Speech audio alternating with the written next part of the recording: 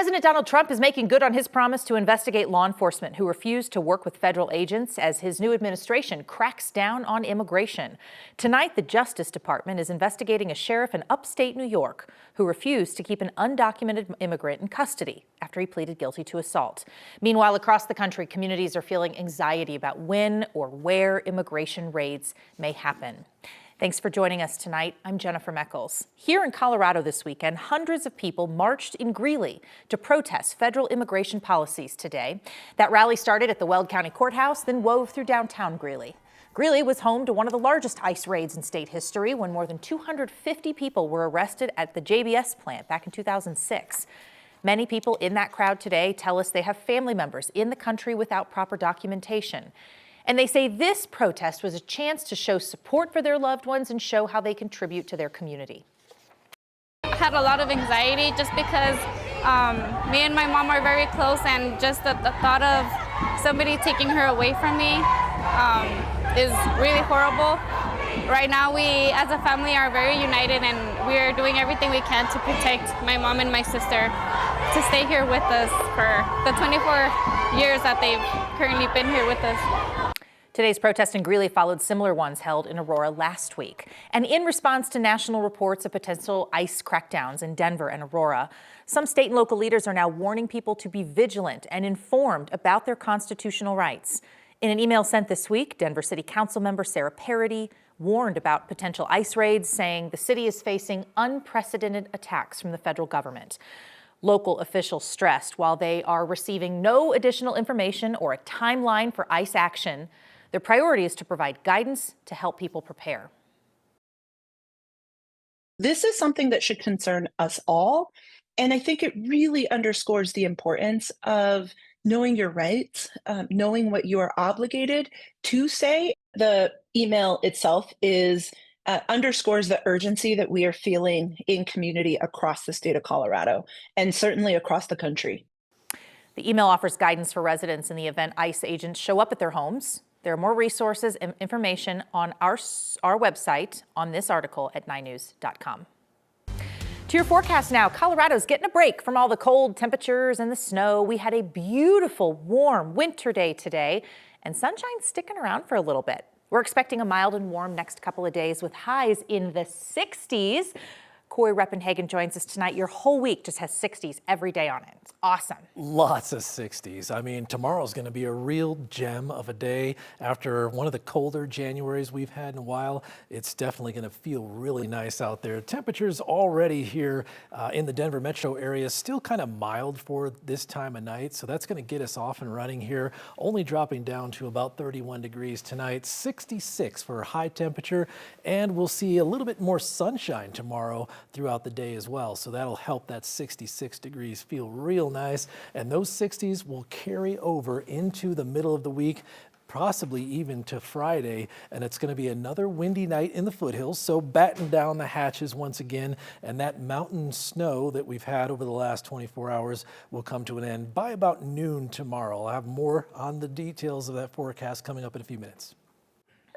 Corey, thank you. Tonight, federal agencies are scrambling to comply with the president's orders to end all Biden-era DEI policies. According to a memo obtained by NBC News, the Office of Personnel Management ordered all, quote, gender ideology references be removed yesterday, including pronouns and email signatures. Another memo from the Defense Intelligence Agency also ordered a pause on, quote, special observances, including Black History Month. And yet, communities will still continue to celebrate despite the new administration's policies. People here in Denver kicked off the first day of Black History Month by honoring those making a difference. The Juanita Gray Community Service Awards were held at the Denver Public Library today, and 9 News reporter Colton Chavez joins us after you got to spend some time there today. Yeah, I did, Jenny. And for Juanita Gray, she was a former Denver Public Library staff member and a dedicated community advocate. So today's focus was on celebrating the Black community, but also looking ahead to some challenges that may lie ahead.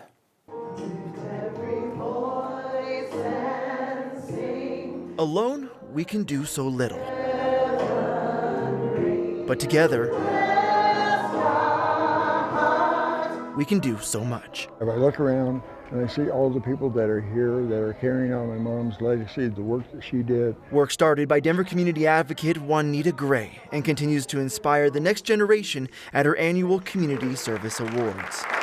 Skip Gray says he remembers his mother's dedication. One of the things that she did was bring library service to underserved populations and patrons when she was a librarian here. Gray says she passed away in 1987, but is reflected in this year's award winners. We have to lean in. Like Janet Damon. Because they're coming for our kids, they're coming for our young people. Gray says those community concerns could be triggered by President Trump's orders aimed at DEI rollbacks. The problem is that by rolling back DEI efforts, there's an attempt to erase the idea that people of color, women, and others are entitled to compete fairly for all the opportunities that this land provides. I think the challenge is being really grounded in what we know to be the right thing. And the right thing is to see and celebrate all of the different folks who make Colorado a special place. Damon was honored for her work as an educator. She says the test moving forward is this. I think we'll find our North Star. And as long as we stay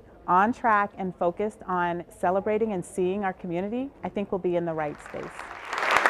A space and a place that Colorado community leaders will continue to fight for. But as you heard our speakers today, that's not going to happen. We're not going to go back. We're going to fight this with everything that we have.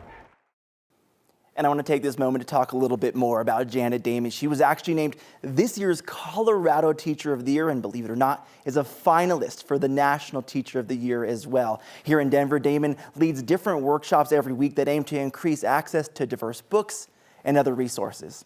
Colton Chavez, 9 News. That's wonderful. Congrats to her. President Donald Trump has followed through with his promise of tariffs going into effect today on goods from Canada, Mexico, and China. The White House says this is in response to migrants and fentanyl coming across the border. 25% duties on imports from Canada and Mexico, 10% from China. Trump hinted tariffs on computer chips, steel, and pharmaceuticals could follow. However, the president did limit a tariff on Canadian energy to 10%. Mexico's president has since ordered retaliatory tariffs on the U.S., calling the tariffs from the U.S. a violation of the trade agreement President Trump negotiated in his first term. And Canada's prime minister says he's placing 25% tariffs on $155 billion in U.S. imports. King Soopers employees in Colorado Springs have now voted to join other union workers in a strike against the company. This is according to our partners at KRDO. This strike will join workers in Boulder, Broomfield, Metro Denver, and Parker. The vote follows about 3 months of negotiations. The union's been pushing for higher pay and more staffing. It's not clear when the walkouts will happen, but the union says they will let the public know ahead of time. King Soopers officials say they will hire temporary workers to staff stores. Meantime, the company says they have been committed to negotiating in good faith since October.